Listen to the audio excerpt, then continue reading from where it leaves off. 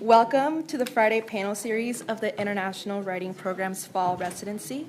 For those of you who are new to our programming, we've given our writers a topic to consider and present to you today. To learn more about this year's cohort, please visit iwp.uiowa.edu, where you can find biographies and writing samples from our writers and a schedule of our upcoming events. You can also find this information by scanning the QR code on the bookmarks available at the back of the room. And there's also pizza, which I can see most of you are already enjoying, and it has been graciously provided by International Programs. And now for today's panel, Blurred Boundaries. The idea of writing that transcends boundaries invites writers to explore themes and approaches that go beyond conventional limits. These essays will examine what it means for writing to break through cultural, emotional, and/or intellectual barriers and demonstrate how the pursuit of creating something relatable can influence and shape the creative process. Our format for every panel is the same. I will introduce the writers going down the list.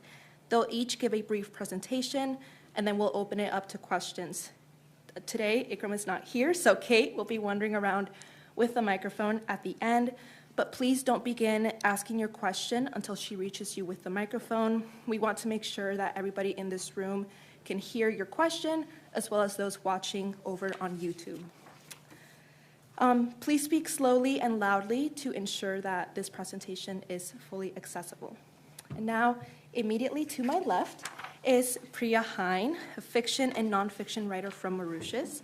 She debuted in 2023 with the novel Riambel, which won the Prix Athéna and was recognized as a notable African book for that year by the magazine Brittle Paper. The manuscript had previously won the Prix Jean Fanchette in 2021. Hein was nominated by the National Library of Mauritius for the 2017 Astrid Lindgren Memorial Award and was shortlisted for the Prix de Littéraire in 2021 and the Miles Morland Scholarship in 2023. In 2019, she was a mentee for the International Writing Program's Women's Creative Membership Project. She is currently finalizing her second novel, and her participation was made possible by the Bureau of Educational and Cultural Affairs at the U.S. Department of State. Next to Priya is Natalie Zhang, a fiction writer, film critic from Taiwan. She is the author of the novels A Short Time in Love, Memoirs of Nantes and Paris from 2011, The Book of Farewells from 2015, which won the Rising Constellation of 21st Century Award, and Her Story of Sex from 2019, which won the Open Book Award and was the Mirror Weekly Book of the Year. She has won the Golden Tripod Award for Excellence in Columns and Commentary and is the author of the common Unexpected Taiwanese Films and the National Film Center's FA Film Appreciation. Her participation was made possible by a grant from Taiwan's Ministry of Culture. Next to Natalie is Elena Salamanca, a poet, historian, and fiction writer and art curator from El Salvador. She is the author of several multidisciplinary books of poetry, fiction, and scholarly historical work. She has published 3 bilingual editions of her poetry translated into English. Tal vez Monstruos, Monsters Maybe from 2022, Landsmother from 2022, and La Familia o el Olvido, Family or Oblivion from 2017. She is the creator, author, researcher, and co-coordinator of the collection Siempre Vivas, Extraordinary Women in the History of El Salvador from 2022. She is a 3-time recipient of the National Poetry Prize in El Salvador, and her books have been published in the United States, Mexico, Guatemala, and El Salvador. Though she currently lives in Mexico, she continues to work as an academic, artist, and activist in El Salvador. Her participation is made possible by the Bureau of Educational and Cultural Affairs at the U.S. Department of State. And at the furthest end of the table is Catarina Gomes, a nonfiction and fiction writer from Portugal. She is the author of 4 nonfiction books, most recently A Finger Smudged with Ink from 2024. Her debut novel, Little Lands from 2022, received the Agustina Bessa Luis Revelation Literary Prize, and 3 of her books are included in the Portuguese government's National Reading Plan. Gomez worked as a journalist at the daily newspaper Público for 19 years, was a 2-time finalist for the Gabriel Garcia Marquez Journalism Prize, and was awarded the King of Spain Prize in 2016. Her participation was made possible by the Bureau of Educational and Cultural Affairs at the U.S. Department of State. Please join me in welcoming the writers.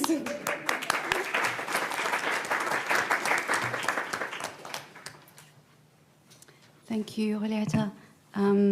Thank you for being here. I land in Iowa Cedar Rapids Airport one balmy September evening with a J1 visa, a few books, and very little else. During my first week in this renowned UNESCO city of literature, I start to feel unwell, and I'm eventually tested positive for COVID. And while my fellow writers are socializing, I'm self-isolating in my room at the Graduate Hotel, feeling miserable. Despite feeling weak, I'm still able to take part in some of the events online, including a talk about my debut novel that I was invited to give at Cornell College, which the organizers were kind enough to switch to Zoom when I could no longer participate in person, and thanks to Kate for doing that too. And when I finally leave the confines of my hotel room, I'm greeted with an exceptionally warm spell in a city that's buzzing with students. In those early days, when this city is a stranger to me, I roam the streets of Iowa without purpose, staring at the historical buildings, libraries, literary inscriptions, and museums in awe. I walk for hours at a time, often along the meandering river, marveling how the city bears a resemblance to the European cities where I've studied and spent long stretches of my life. Every now and then, I lose my bearings. But when I come across something vaguely familiar, I catch myself wondering whether I could be more than a writer in residence here in Iowa. Traversing the roads in leafy neighborhoods, I have a renewed sense of possibility. The feeling of helplessness I was initially plagued with begins to clear as a new space slowly opens up. When I come across a first edition of Karen Blixen's Out of Africa at the Artifact Antique Shop, I happily hand over a fair amount of my visiting scholar stipend in exchange for this literary gem that I cannot resist. As I open my newly acquired treasure with its ornate Morocco binding, the words start to dance in front of my eyes, and I'm reminded of how far I have come. From Mauritius, out of Africa, to Iowa. It is impossible that a town will not play a part in your life. It does not even make much difference whether you have more good or bad things to say of it. It draws your mind to it by a mental law of gravitation. Karen Blixen, Out of Africa. And just like I have crossed oceans, lands, rivers to get to this place where I'm sitting today, my novel has often been described as experimental for having crossed boundaries in terms of form and genre. In retrospect, I was testing literary boundaries the same way I was questioning historical and social boundaries in both the story and the world we inhabit. For most of my life, I've had to fit into neat little boxes that have been used to define me. In Mauritius, I'm a descendant of coolies, a great-granddaughter of plantation workers from British India. My illiterate ancestors were brought to Mauritius as indentured laborers and servants to work on the sugarcane fields after the abolition of slavery in 1835 in what was called the Great Experiment, where Mauritius was used as a testing ground. This experiment was so successful that other colonial powers went on to use the same system of exploitation in their colonies. But I'm also a daughter, a woman, a mother, a wife, a person of color, a foreigner, an immigrant woman. Although I was born on the island of Mauritius, I've had the privilege of studying and living in many countries such as the UK, France, Belgium, and Germany. This was largely thanks to grants, scholarships, student loans, and part-time jobs to sustain my studies. My cosmopolitanism was born out of traumatic history and herstory, remnants of colonialism that still haunt us to this day. But it has also given me the chance to belong to something bigger, beyond my immediate origins, something that transcends boundaries. When I wrote my debut novel, Riambel, for the first time in my life, I decided that I did not want to conform. I was tired of having to fit in, to assimilate and to follow rules. The book came from a feeling of anger after being discouraged from speaking about my experiences as a woman immigrant. And I felt compelled to write in a way that I had never written before, unapologetically. Although the book is written in English and published in the UK, and subsequently in France and next year in Germany, it contains passages in French and Creole. It is peppered with words from Bhojpuri and Malagasy to illustrate the diversity of my island, which did not have an indigenous population before it was colonized. I also weaved in recipes, songs, and poems without caring about genre conventions or whether they would fit in, for I did not want to cave to Anglophone-dominated aesthetic pressures or stylistic conventions. Writing Riambel provided me with a certain freedom, where I was allowed to be blurry, to leave my comfort zone behind, to be bold and take risks. It allowed me to move between worlds, languages, and stories fluidly and seamlessly, like the ocean that I grew up with, like the river of Iowa that I visit almost every day. Today, I am deeply humbled and honored to be here and to be considered a voice who is contributing to this new wave of experimental literature. And as literature can be appreciated from anywhere, it has the power to transgress physical boundaries, to break down barriers, and challenge social convention. So, who is to say that we should not challenge the blurry boundaries of literature? Thank you.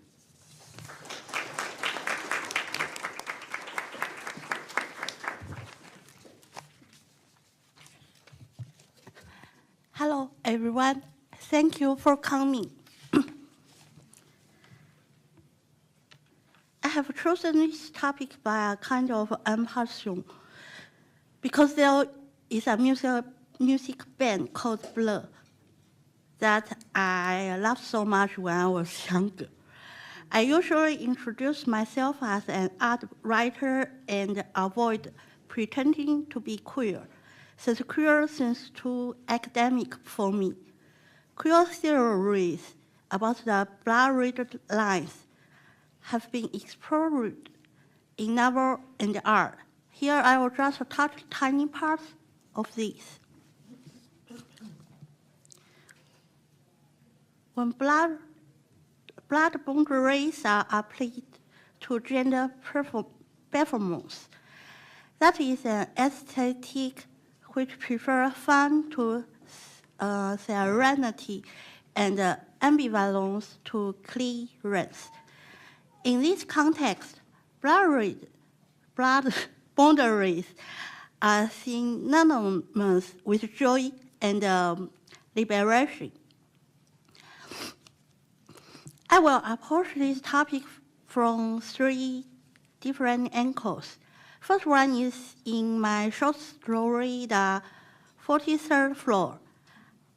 Immigration is a big topic in this plot, but there is another thing I want to put in this story.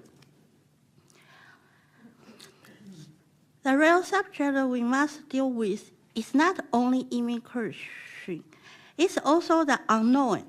So I let the narrator say that she thought this unknown had no peanuts, and she didn't know why. Sure, you could consider the possibility that this person is a transgender person or somebody like that.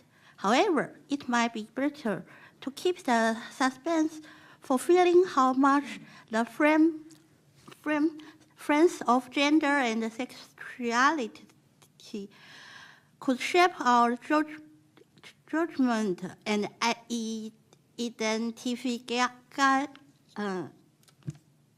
identification when we read. In this case, blood boundaries serve to uncover the position of authority and therefore cause a short circuit of the system. Next, I'd like to talk about using blood boundaries as the means to welcome justice.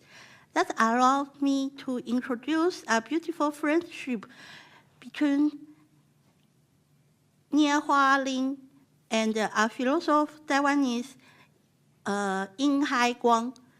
First off, let me give you a bit of the history behind this.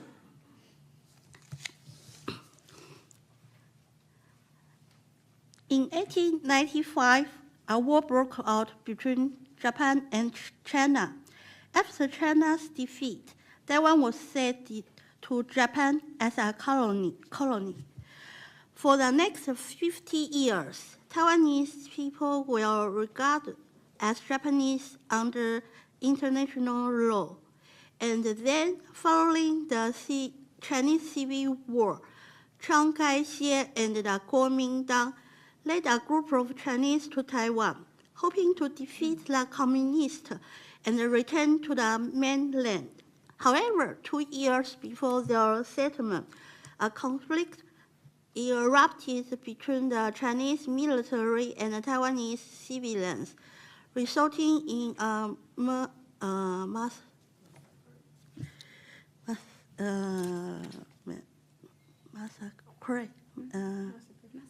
massacre of Taiwanese people.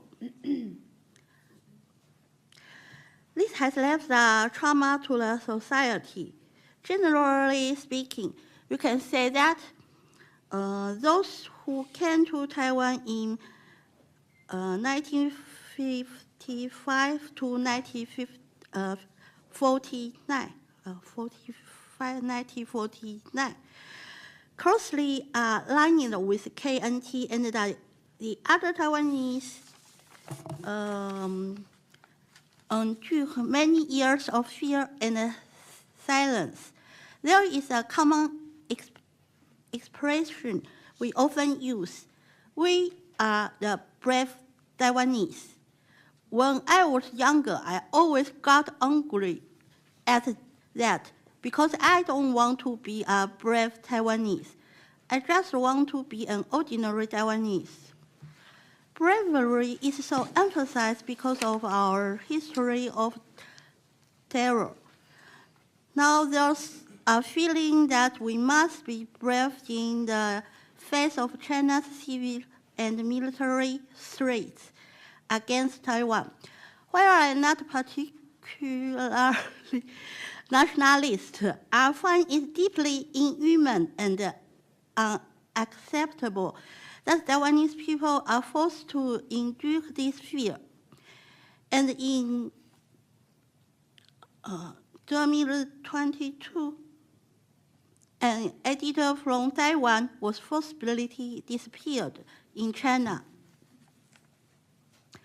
What is special about Nie and Yin is that they more or less gave up their loyalty to their sense of belonging. They refused to condemn Chiang Kai-shek's authoritarian rule. The speaker in the novel I Live In, this one, got her name from Yin. I made this decision not only because it kind of embodies the spirit of the times, but also I agree that Yin occupy a crucial place in our history. he has broken the boundaries of the two groups.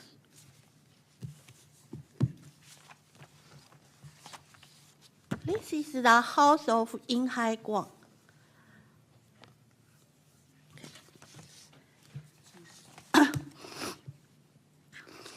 Sometimes we can only love each other when we allow for blurred boundaries. In my writing, I showed how both groups occur this wisdom from another side and practice to break free from their original social cultural roots to strengthen other values. A sense of belonging is a fundamental human need, but if we abuse this need, we may sacrifice a lot of things. Just look how those far-right extremists try to seduce people by inflexible boundaries. The last example can be found in No Long in Love.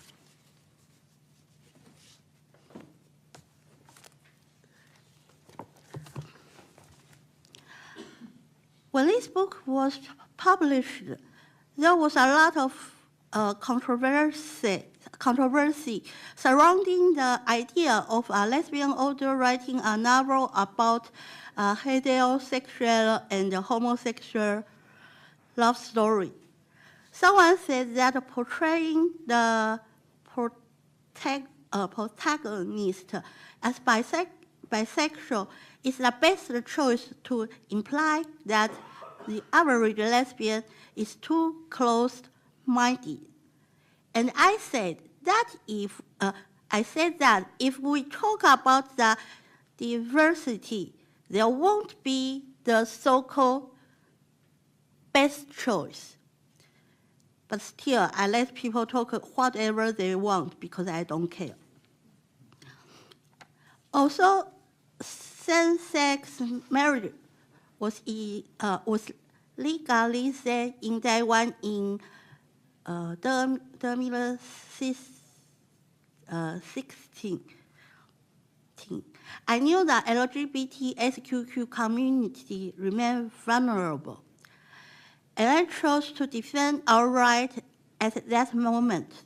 However, that forced me to sacrifice a bit of my love for literature. As a novelist, what I am interested in is exploring all kinds of taboos. A gay writer hit the nail on the head after reading the novel, and he wanted me to talk more about this point that has nothing to do with the previous controversy. I refused to discuss it because I didn't like to provide any direct answer. Furthermore, what matters the most in a novel is where it makes readers think for themselves. But now, I could summarize that core point. I really want to talk about in one sentence. Can a victim make a mistake? The answer is yes. Even as women, survivor of pedophile abuse, non-white, non-Occidental, or non-heterosexual person, the heroine of Not Long in Love remain ignorant of the experience of other victims. This woman thought that the man she met can't be trusted because he couldn't express any emotion about Shoah. But she has missed one point. The man himself could be Jewish. With all good will, it is still possible to make a mistake. I don't think I participate in the trend of always oversimplifying the issues into the so-called gray area. As novelists, we have the responsibility to defend the blurred boundaries when the fixed ones arouse the complexity of life.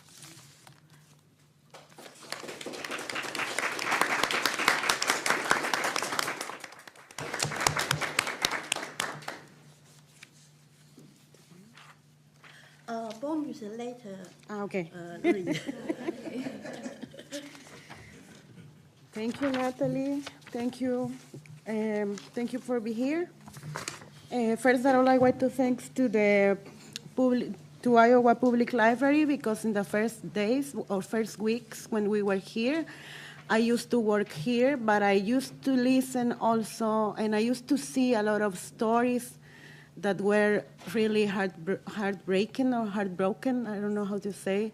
And I stopped writing here because every night when I was back in the hotel, I used to cry. And I cry a lot because I was feeling a lot of things in this public library, but I also want to thank to the library for his commitment and labor, because I believe that a library can save a life, or maybe many lives of people being here. Well, I am really worried about my neat speaking or my neat pronunciation, because boundaries are an elastic concept for me, and I want to talk about a lot of things. So you have the text there. It's in English. I wrote it, so you can find some mistakes, some grammar mistakes. But I want to read in Spanish because I'm faster when I read in Spanish, and we can have more time. And I am a fan of Blur, and when I said Blur Boundaries, I said, okay, yes, of course. I was like Natalie. My choice was near to the music, not thinking about the boundaries. Okay, thank you. Esta mesa me interpela desde lo más profundo de mi cuerpo. Tengo el cuerpo fragmentado, fronterizado por dos seres vivos no humanos.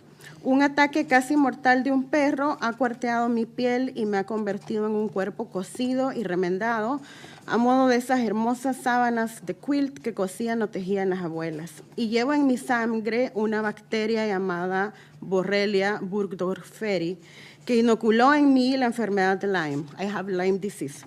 Entonces, digamos aquí, en mí, frente a ustedes, hay un asunto fronterizo de especies. Soy mujer, perro y bacteria. A Lynn Margulis le encantaría este tema porque es una forma de demostrar el concepto de simbiogénesis. Desde mi oficio, este panel también me apela. En mi vida cotidiana como historiadora escribo sobre las fronteras, reviso mapas, constituciones políticas y repaso documentos sobre las disputas geopolíticas e intelectuales de los siglos XIX y XX. Como ser humano también estoy atravesada por las fronteras. Desde 2005 decidí vivir fuera de El Salvador, entonces y aún hoy uno de los países más violentos de América Latina. Pero las fronteras me atravesaban y me atraviesan también en las historias de mis compatriotas nacidos en los 5 países de Centroamérica.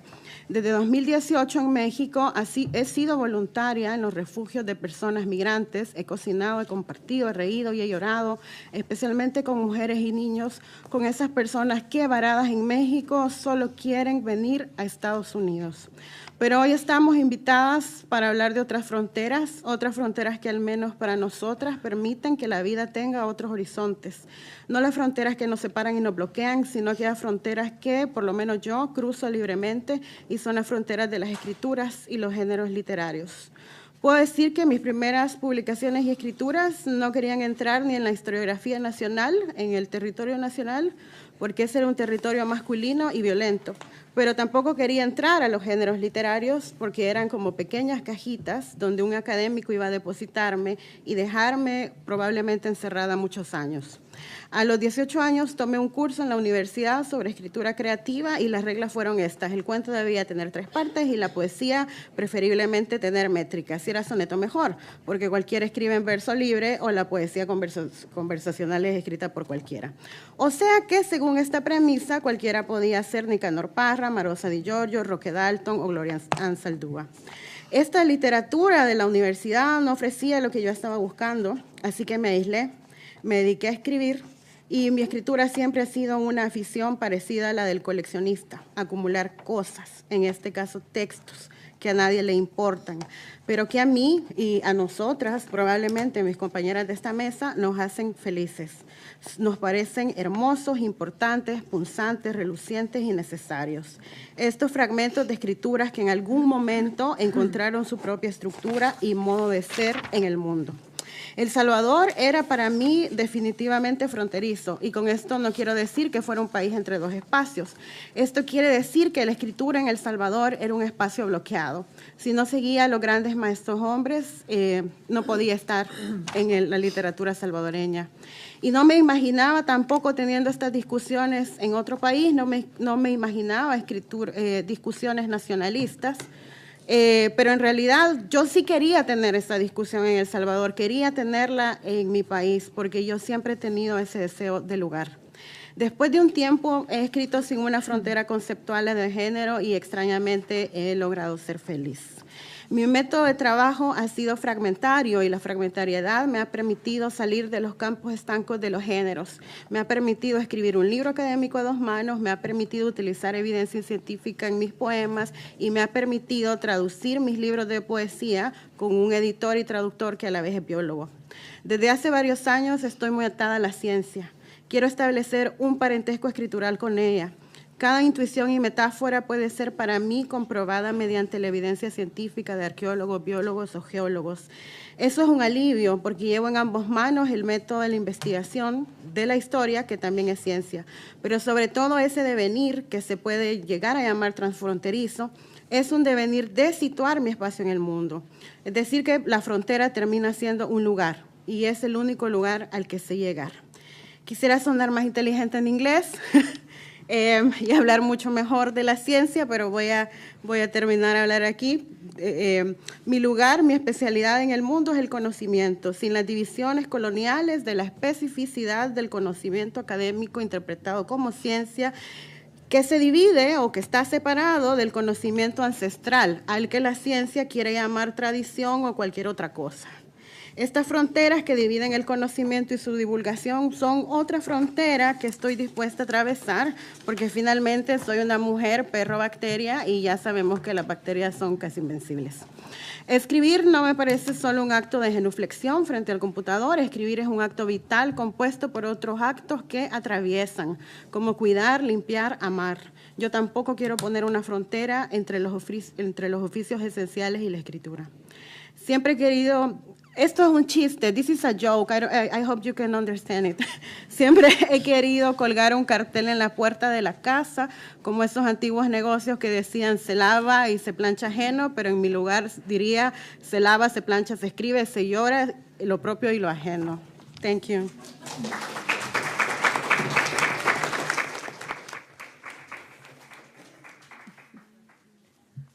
Hello, everyone. So I have to be, can you hear me clearly? Okay. So I'm going to start by sharing with you a story of something I do. So I'm from Lisbon, which is the capital of Portugal, a European country next to Spain. And whenever I'm waiting for the subway, I look at people around me. What I'm doing is choosing. I'm choosing the person I'm following when the train arrives. Once I've made my decision, I get closer to my person. Because when the train arrives and the doors are open, where am I? I have to be quick. By then, I need to know exactly who I'm pursuing, whether it's something a person is wearing or not wearing, their posture, their gaze, something I've heard them say, an object they're holding. I follow the person who intrigues me the most, the one I imagine to be the most interesting, the one I feel I would want to know more about. If there's room on the train, I sit beside my most interesting person. Before cell phones, I preferred pairs of people because they provided lines of dialogue from my imagination to continue its work. With cell phones, half a conversation is even better. The rest I can guess. By the time they get off the train, I've already written a story about that person in my head, often more than one. I once told a boyfriend of mine about this habit, and he replied, "You're not normal, Katerina." He was obviously not the man for me. My husband does the same as me, so we both watch and stay at the platform. That's why we've been married for 18 years, right? We both imagine and follow our most interesting person. When I first started writing professionally, the boundaries were apparently very well defined. I was a journalist, and in journalism, to imagine is an accusation. You can almost talk of a commandment. Thou shalt not imagine. Officially, journalists don't imagine, they pursue facts. Yet, even in journalism, I found that my imagination was at work long before I began writing down words and sentences for my newspaper. For example, if I had to report on, let's say, a street protest, a very common assignment, I would act very much like I did on the subway. I would spend the first part of my time choosing my characters, 1 or 2 at most. I imagined my protagonists before I even approached them. Only after I made my selection would I start asking them questions. Depending on their answers, some stayed as my characters, others were quickly discarded. They would not do, not even as extras. Then I followed my protagonists, watching them move around, talk to other people, writing down their words and actions. As I was doing my research on the street, I felt that my mind was shaping a story before I'd even written a line. It had selected scenes, dialogues, sequences, and narrative. Stories begin with imagination. Before I came to Iowa, I imagined each one of my colleagues. I envisioned the entire experience before it unfolded. We travel before we travel. Before anything happens in our lives, our mind anticipates. When I wrote my first book of creative nonfiction after I decided to leave journalism, I discovered that imagination continued to be a central tool for my writing. Here's an example.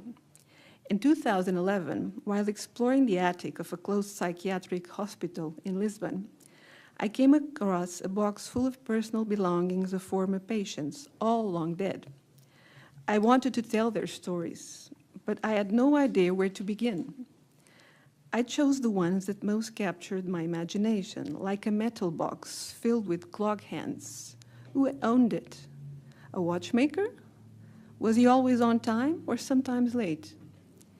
The box contained dozens and dozens of objects. The ones that didn't arouse my curiosity remained silent forever, untold stories. My imagination didn't choose them. You follow what sparks your desire to know. I realized that imagination acted almost like an editor, leading me down certain paths, steering me away from others. Even when my discoveries diverged from what I had originally envisioned, it was my imagination that got me there in the first place. In both journalism and creative nonfiction, I found that I wonder, I guess, were perhaps my most vital research methods. And although I was aware that imagination played such an important role in my journalism and nonfiction writing, when I decided to try fiction, I felt paralyzed. I could no longer select my characters from the people around me. I could no longer follow the most interesting ones. There were no real faces, no voices I could hear, no bodies I could touch. The realization that I now had permission to imagine anything was overwhelming. I felt lost for many years. I found my solution by interviewing my fictional characters as if I were the journalists. I would sit with them in my mind and ask them questions. Without the recorder, I scribbled down what I heard them say. They proved to be much friendlier than my nonfiction subjects. I could even call them in the middle of the night. They were always available. Now, I'm in Iowa working on what will be my most personal project yet, an autobiographical book about my father. Will it be creative nonfiction, a novel, a memoir, autofiction, a mix of all the above? I'm not sure yet. Everything feels a little blurry, but that's all right. I trust my imagination will guide me through. I will follow its lead.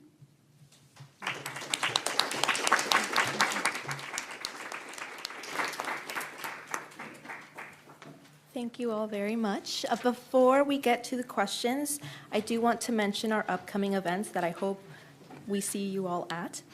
Please join us at Prairie Lights this Saturday at 4 p.m. to hear Iowa Writers Workshop MFA candidate Car Simeone, Yu Yo-Yo from People's Republic of China, and Felipe Franco Munoz from Brazil. On Monday at 6 p.m., we will host the 3rd Annual World Creole Literary Gathering in collaboration with author, scholar, and 2007 Fall Residency alum, Baudelaine Pierre. This event will be streaming live on the International Writing Program's Facebook page. Finally, we will return next Friday for our final panel titled Images of America, wherein the writers speak informally on their time in Iowa and in the U.S., more generally what they saw, what they learned, and what they will take home with them. This is always a funny, surprising, and poignant event, so we hope you'll have time to join us. And like I said, Kate will walk around with the microphone, so if you have a question, please raise your hand. My question was actually for Katerina. So when you were talking about how you and your husband met, I was wondering if he caught your eye because he was one of those most interesting people to you, and if that's kind of how that started. We didn't meet on the subway. He was not, it could have been, yeah. No, we met in a choir. We both sang.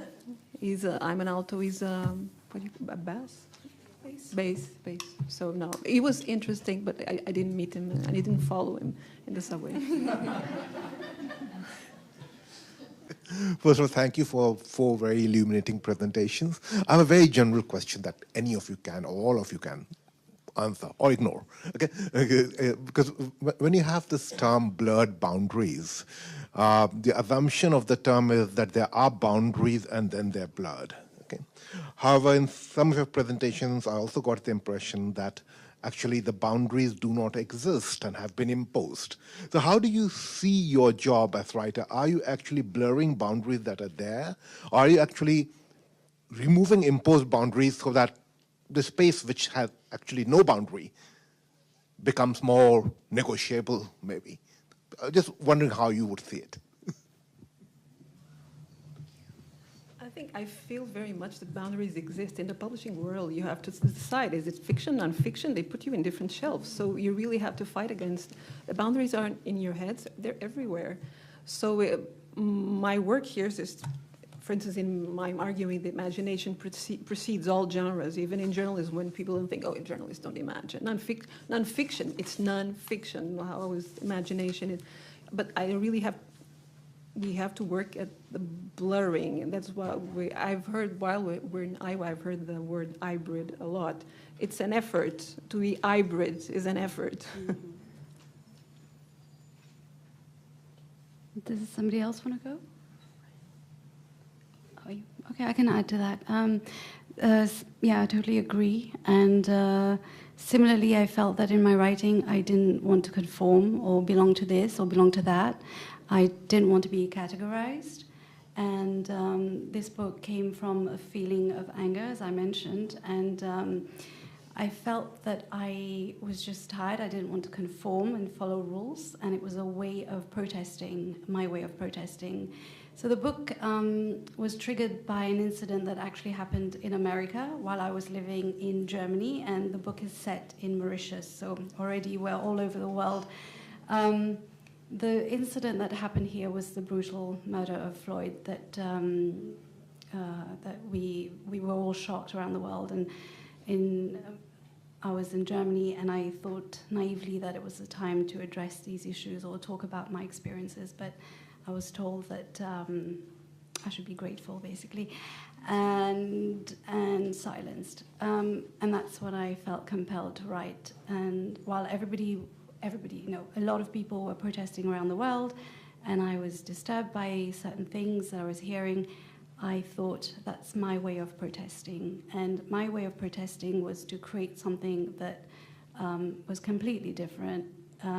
But I was writing for myself back then. I wasn't thinking of where it will end. It was a form of therapy, let's put it that way. And I just wrote in the way I wanted, and I just didn't care. And it was poems, recipes, songs, different languages, in fragments, also like Elena writes. It was about her history as opposed to his story, history, which in French is son histoire à lui, from that point of view. So I just wanted to do something totally different. And yeah, that's my answer to a very long answer, blurry answer to your question. So it was a form of protest and not caring and just saying something, making a statement.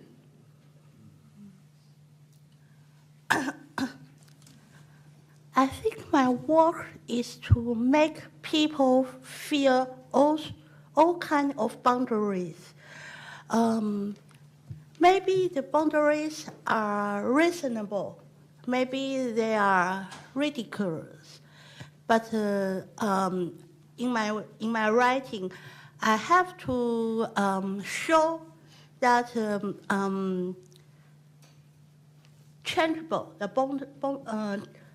It's possible to change all kinds of boundaries, include boundaries between the writers and the readers. I think that in Central America, writers really love boundaries. They want to say you write novels, you write poetry, and pick you in a box, and you have to stay there. So I also decide to write in the way that I feel comfortable and happy, and they don't like it because it's so hybrid, and it's really an important conversation because these boxes are boundaries made by the academia when academia needs to study what writers are doing, and so they are so proud to be studying for an scholar in other country. Maybe that happens there. That's why I live in Mexico, because nobody knows me there, and they love what I do, and it's okay. But also, I think that we need to talk about the other boundaries, the political boundaries, because we are here because we have a visa. And this is important because we are in a cultural space of exchange, but this is a privilege also, and I think we have to think about it also, maybe other day in other panel, but this boundary is also important, I think. Mm-hmm.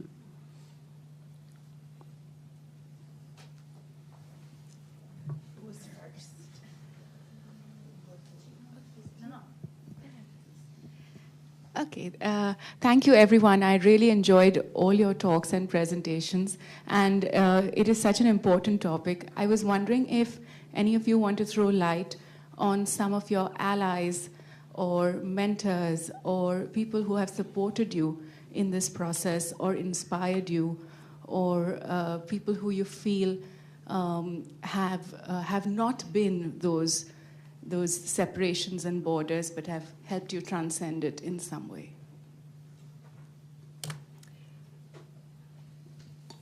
I've heard that Truman Capote taught here in Iowa, and I was told, I'm not sure it's true or not, he had a hard time because there was a fiction people that invited him. I'm not sure it's really the story, but in the beginning, it was not, they didn't want him here because he wrote true stories. Mm. So I think this world is still very much divided. And Truman Capote was, for all of us who write nonfiction, obviously a big inspiration because he used the methods of journalism, and then he wrote a novel, which happened to be, true, whatever truth is. So I actually wrote that in my letter of motivation. If it was not for literary journalism and all the American tradition of literary journalism, I wouldn't be who I am. I wouldn't be a writer, actually. Mm-hmm. I found these people in reading also, because when I know that Marosa Di Giorgio exists, I feel like if I belong in a place, finally, because you don't know what is she writing. It's poetry, it's prose, it's novel, what is that? And there are always nature, and there are a wad of potatoes. She has a story about a wad of potatoes, and the potatoes are flying. And I said, oh, that's the way I learned to think, because I used to think and imagine with my great mother and my grandmother. So it's like it's this mixture of how women think in this world when they are working to taking care and work a lot. And also I am happy working with my translator, because as he's a biologist, when I said, I wrote something about this flower and this pollen, he wants to read it. And maybe it's a person who I trust a lot, and I can blur this boundary about science and poetry. And I was thinking about Joyo's presentation when she said that she also paints some parts of her poems or the novel. Sometimes for me, it's important also doing other things. Maybe I can write a poem or a story, I don't know, whatever, but sometimes I need to do other things, like climb a monument, read in the public space, or embroidering, or also doing pottery or something, because I can't stay only in the page. Mm. That's a very good question. Thank you very much. For me, what really inspired me or supported this way of writing, first of all, I will say the mentorship, the IWP, because for the first time, they saw me as a writer before I saw myself as a writer. So that really made a big change and gave me the confidence, because until now I had been writing for children, my own children, and short stories, and I didn't really consider myself a writer. So that was the one big thing that really changed the course of my writing. And the second thing is writing this manuscript. It wasn't called a manuscript. Riambel was really, like I said, something that I needed to write down, something that I needed to explore, or I felt compelled to write it. And then I was encouraged to send it to a competition. My family read it first, and of course they said wonderful things, because that's what they're there for. And then I sent it to my cousin, who then said, "You must send it to this competition." And I thought, well, why not? Because the chair is the Nobel Prize winner in literature, and he's the only Mauritian to have won this prestigious prize. And I thought I would meet him if I send my writing, because he in the past has invited all participants, and I thought that would be a nice way of meeting this great person whose work I deeply admire. So I sent it off, and then I won. I didn't expect that. And he pushed my writing. And that was the second big influence, especially because he comes from a former colonizer. He owned slaves in Mauritius, and that's exactly what I'm writing about. And I was scared. Like I said, it's very bold writing for Mauritius. Mauritius is very small. We all come from sugar. We all know each other. People don't talk about slavery history. Even now, I thought it was a generational thing, but when I speak with my younger friends, they say the same thing. We're not taught enough about history in Mauritius. People just don't want to talk about it. The Museum of Slavery only just recently opened, because people are just not comfortable to talk about these things. And there are very few who wrote about this, so I was scared. And for instance, Vijaya Tilak, whom I quote, wrote a stunning book called Bitter Sugar, and it's part of her thesis in the 70s. And she got threats. And the booksellers wouldn't sell her book, and they said, sorry, the whites have said, if we sell your book here, we're taking our business elsewhere. And she was threatened, and she got phone calls, people, the white families, telling her that, you will never be employed by us, you're your family, because they control all the businesses. And she said, that's fine. So she went into academia. And the second big book that was written about slavery or against the white Mauritians was in the late 80s, published in the early 90s, by a French woman called Geneviève Dormont. And she talks about this, and she published it in France. She won the Prix de l'Alliance Française for that book. It's brilliant. It's called The Bal du Dodo. It has not yet been translated, unfortunately. And again, she was banned in Mauritius from coming because of what she wrote about, which is all true. I'm sorry. So yeah, I was scared. And having Luc Lézieux support my work was huge. So thank you.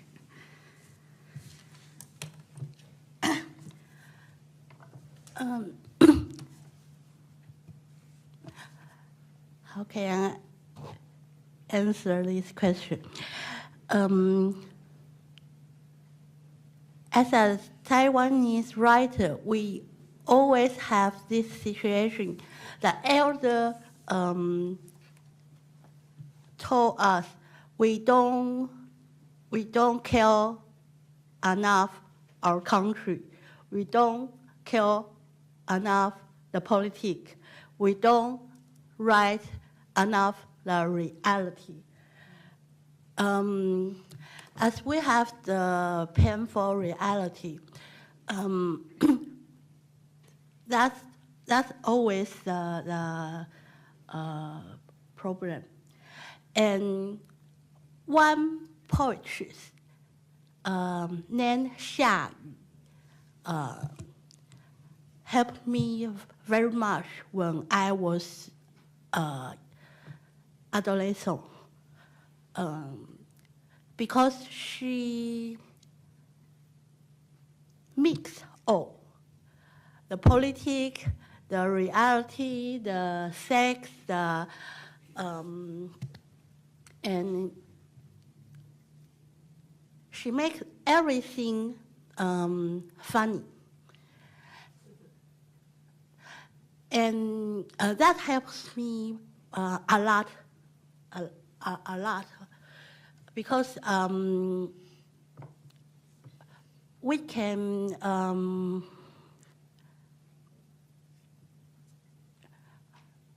we are not only one choice. When a choice becomes many, that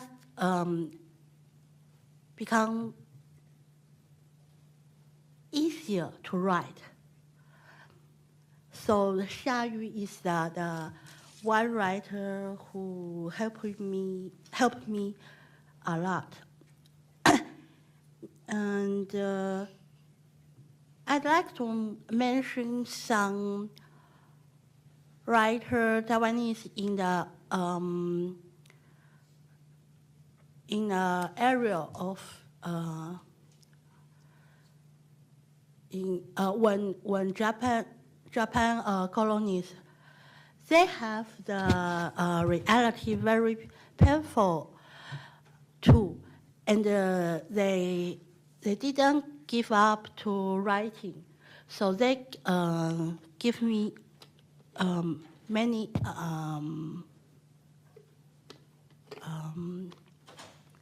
helpful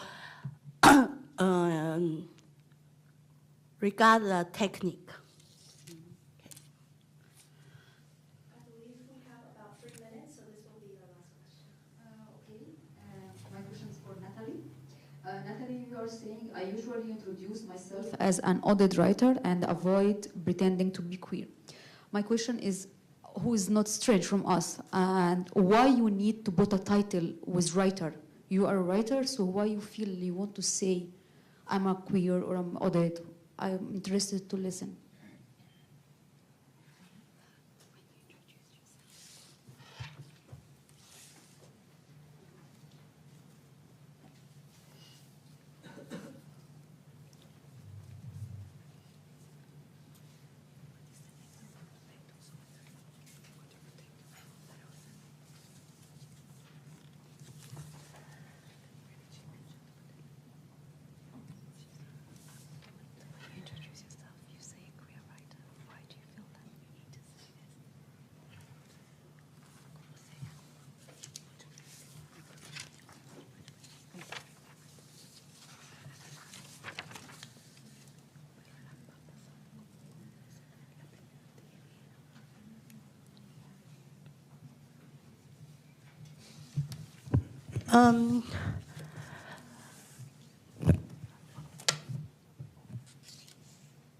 Since I write my first novel, I am ethics by queer.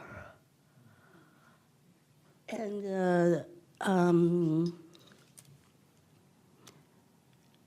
at that moment, I think queer was very interesting. Now, queer theories remain very interesting also, but when it become more and more formal, I thought a writer should keep some distance. That's why I I like very much all the art, queer art in the museum. That's very, very rich and critical. I love it. But myself, I have to keep some distance because it's become a little popular. Okay? Very, that's not complicated.